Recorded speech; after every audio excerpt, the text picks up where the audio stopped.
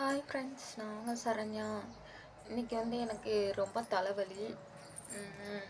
தலைவலியும் கொஞ்சம் சளியும் பிடிச்சிருக்கு. அதனால் பாப்பாவுக்கும் ஏற்கனவே உடம்பு சரியில்லைன்னு சொல்லியிருந்தேன்ல, அது விட்டு விட்டு சளி இருக்குது, காய்ச்சல் விட்டு விட்டு அடிக்குதா. அதனால் நாங்கள் ஆஸ்பத்திரிக்கு போயிட்டு வந்தோம் இன்னைக்கு. அது வேற இல்லாமல் இன்னொன்று இருக்குது, அதை அடுத்த வீடியோவில் சொல்கிறேன். நமக்கு ஏன்டா இப்படிலாம் நடக்குதுன்னு தெரியல ஃப்ரெண்ட்ஸ். ரொம்ப கஷ்டமாக இருக்குது. என்ன வாழ்க்கை, நம்ம ஒன்று நினச்சா அது ஒன்று நடக்குது. இவ எங்கே ஏறி உட்காந்துருக்கா பாருங்க, பாப்பாவுக்கு இந்த மாதிரி தான் உட்காரணுமாமா.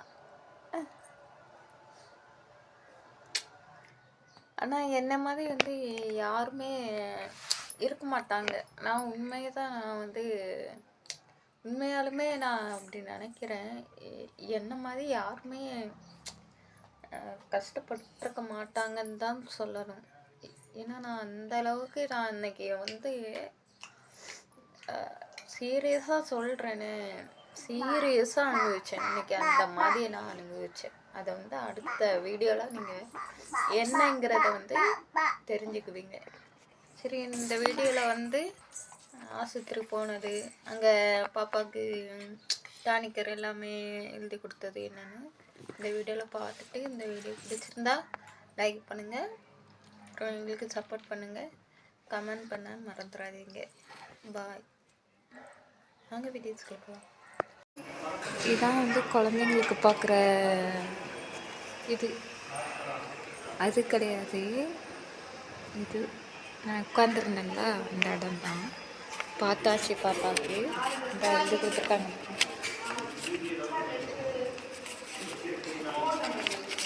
பிடிக்காதுன்னு நினைக்கிறேன். அதுக்கப்புறம் வெயிட் பார்த்துட்டு போக சொன்னாங்க.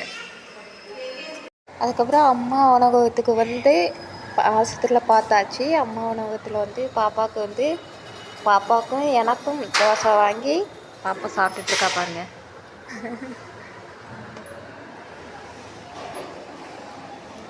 பிணைஞ்சி வச்சுருக்கேன். கொஞ்சோண்டு காரமாக இருக்குது, நல்லா கொஞ்சோண்டு குழம்பு வச்சு பிணைஞ்சி வச்சுருக்கேன் பாப்பாவுக்கு. அப்படிங்களா?